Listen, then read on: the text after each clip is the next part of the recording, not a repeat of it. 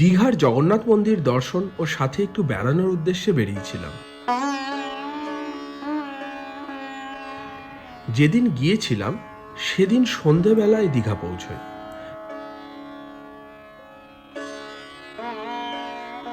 রাস্তায় অসংখ্য আলো আর তার সাথে আলো দিয়ে তৈরি জগন্নাথ, সুভদ্রা ও বলরামজির মূর্তি চোখে পড়ল।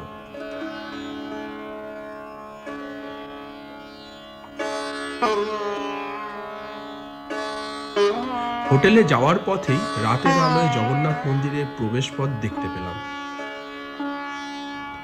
সকালে উঠেই স্নান সেরে চলে গেলাম জগন্নাথ মন্দিরে। 4 নম্বর গেট দিয়ে ঢুকেছিলাম, কিন্তু ওখানে মন্দিরে প্রসাদ নিবেদনের জন্য অনেকটা দক্ষিণেশ্বরের মতো ডালা আর্কেড থেকে কিনে তারপর মন্দিরের পুরোহিতকে দিলে উনি পুজো করে দেন। আমরা যখন গিয়েছিলাম তখনও ডালা আর্কেড পুরোপুরি তৈরি হয়নি, একটি মাত্র দোকান খোলা ছিল বাইরে, আমরা সেখান থেকেই নিলাম। দুশো ফ্যামিলি প্যাক, আচ্ছা হচ্ছে 50, এটা আলাদা করে কিছু নিতে হবে না, দেখি অনেকে আছেন অ্যাডিশনাল আবার কিনে নিয়ে, আচ্ছা সেটা নিতে হবে না। নিয়ে চলে এলাম আবার ভিতরে।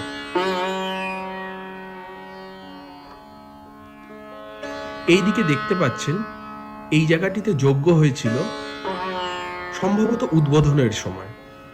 চলেছি মন্দিরের ভিতরে।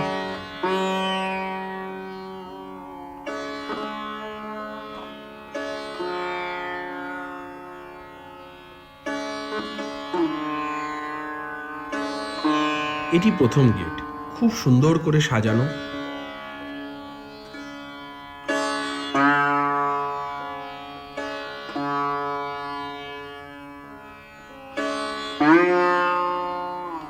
প্রভু জগন্নাথ রয়েছেন, দেখতেই পাচ্ছেন।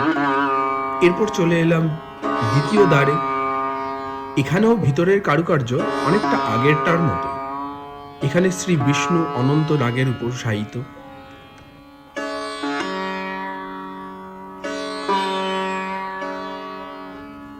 এরপরে প্রধান মন্দির বলতে পারেন এটিকে।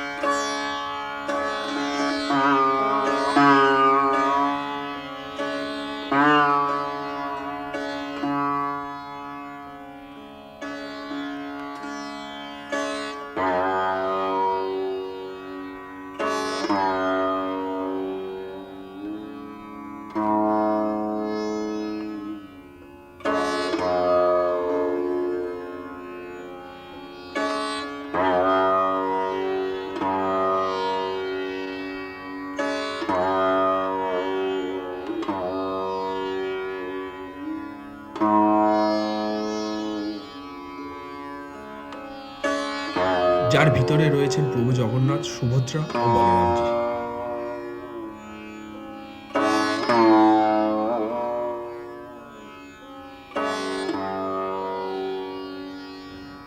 আপনারা আসলে দেখতে পাবেন এখানে সবাইকে চরণামৃত ও প্রসাদ মন্দিরের তরফ থেকে দেওয়া হচ্ছে।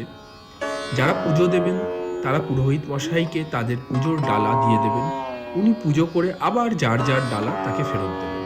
আমরা যখন গিয়েছিলাম তখন রথগুলি এইভাবে রাখা ছিল। রথযাত্রায় নিশ্চয়ই খুব সুন্দর করে রথযাত্রা হয়েছে।